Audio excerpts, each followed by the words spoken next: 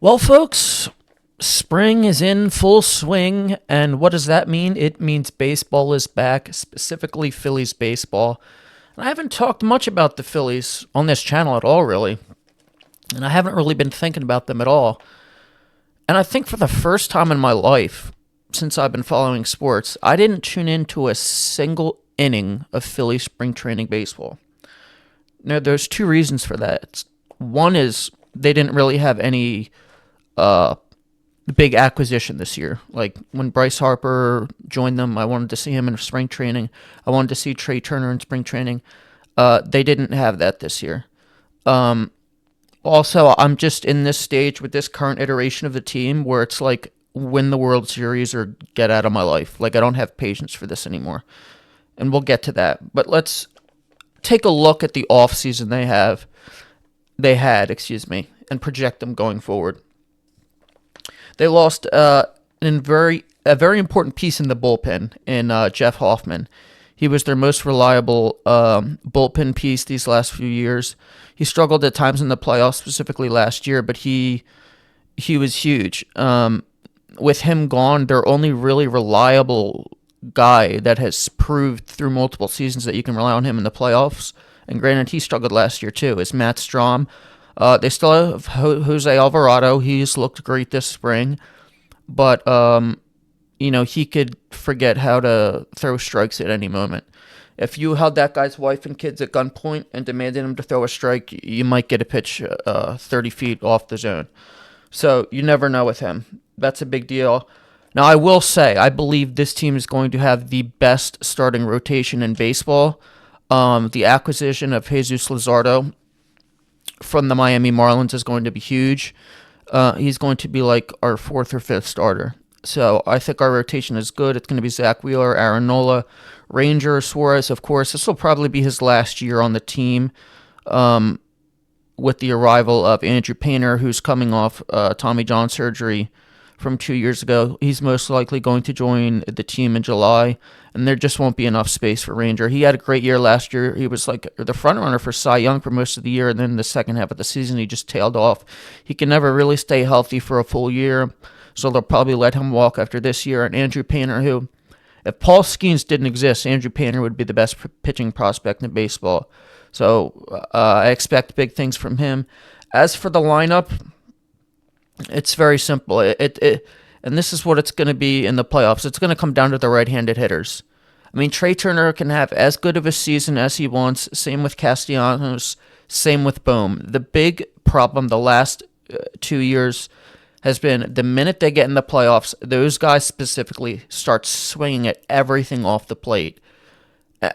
And it's characteristic for some of them. Castellanos, that's kind of the way he is. But Alec Bohm will have good regular seasons, and then the playoffs come, and he loses all emotional control. He starts throwing his bat. He gets in his head. He starts throwing his helmet on the ground. That's why I wanted to trade him this offseason. I wanted them to sign Alex Bregman or trade for Nolan Arenado, somebody that can just hit the ball and stop hitting into weak double plays every time he's up at the plate. If you're going to be a starting third baseman in this league, you have to hit at least 25 home runs. I think he's yet to do that. Maybe he hit 25 last year, I'm not sure. But it was irrelevant because then the playoffs started and he started pissing down his leg. Trey Turner started off great last year. He suffered the hamstring injury. He struggled. In the playoffs, again, he started that whole thing where he's swinging at pitches outside the zone. If you look at if you compare the Phillies hitters to the Mets hitters in the NLDS last year, it was like they were playing a completely different sport. I mean, the Mets went up there with a plan and, we're getting to 2-0, 2-1, and then just looking for the fastball and like teeing off. The Phillies, 1-2, 0-2, immediately down in the count. That's a problem Bryson Stott had all year. What type of year is he going to have? Is he going to bounce back? I'm high on Bryson Stott. He's one of the best defensive second basemen in the league. He needs to bounce back offensively. Last year, it was reported he suffered an elbow injury. They didn't really report on it till this offseason. He struggled from that point on.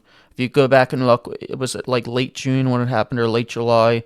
It kind of adds up. Hopefully he's fully healthy now. He has a bounce back year. Don't need him to hit 25, 30 home runs. Just be a good average hitting second baseman because he truly is one of the best defensive second basemen in the league. As for their defense, Trey Turner, I mean, he was it was so bad at the point last year where Trey Turner literally, I didn't think he could play shortstop again this year. That's how bad he was. I still don't know if he can. I mean, he made like 17 errors last year. That's pathetic. And keep in mind, he missed a bunch of time. He ranked very poorly in all the advanced defensive metrics. So that's a thing to keep an eye on. Another thing with the lineup, and God, I hope they've been talking about keeping Kyle Schwarber out of the leadoff spot. He's not a leadoff hitter. I keep hearing all these Philly fans who don't know the difference between correlation and causation that the reason the Phillies won 100-something games or 95 games last year is because Kyle Schwarber is the leadoff hitter. No, it's just that Kyle Schwarber is a good hitter. If you bat him third or fourth, and you give him an opportunity to hit some of these home runs when there are runners on base, they're going to be even better. And it's even more important because it's not like this team is full of like great power hitters and great guys with great approaches at the plate. I've just gone over and talked about how some of these hitters have insane like flaws. You want a guy that can put 3 or 4 runs on the board with one swing in Kyle Schwarber. You don't want to waste his home runs on solo home runs.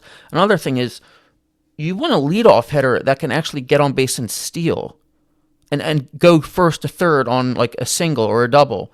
With Schwarber, that's not always a guarantee. So, I mean, that's my concerns for the team. I think they're going to be good. I think they're going to win 95 or so games. I think the Mets are going to take a step back from last year. I know they signed Soto. Their starting rotation is trash. I think the Braves are going to have a bounce back year. Spencer Strider is back. Again, it just comes down to this, is that the Phillies blew their best chance. In 2023, the Dodgers were out of the playoffs already, and you lost to the Diamondbacks when you had a 2-0 series lead and a 3-2 series lead coming back home. Last year, the Dodgers, Ohtani wasn't even pitching. Half their pitching staff was injured. You still choked in the playoffs, and the Dodgers still managed to win the World Series. Now they are fully healthy, and the Padres are probably better than them. So, again, it's tough. We'll see. I think they're going to be a good regular season team, but I'm at the point where it's like, do it in October. I don't care. I'm still going to watch them, still going to root for them, but it's time to get it done, or this team might never get it done because some of these guys are getting older. JT Realmuto is getting older. We don't know if he's going to get a contract extension. We don't know what this team's going to look like. Aiden Miller, another top prospect. He could push Trey Turner to the outfield at some point this year or in the near future in the upcoming seasons. So we'll see what it looks like. I like the addition of Max Kepler in the lineup. He'll be a good left-handed bat. But again, my concern is more with the right-handed hitters. Enough of the daycare. I don't care about that nonsense anymore with Bryson Stott, Brandon Marsh, Alec Boehm all throwing sunflower seeds at each other after the game. You're not young players anymore. You need to produce. All that cutesy bullshit, I don't care. Produce in the postseason. It's not cute anymore. So we'll see what happens with the Phillies. Got to get off to a hot start. They're playing the Nationals, who are terrible. The first series of the season starting tomorrow. So that's my thought on the Phillies. We'll see how they come out of the gate. Got to start April strong. But that's it for now, and I'll see you next time.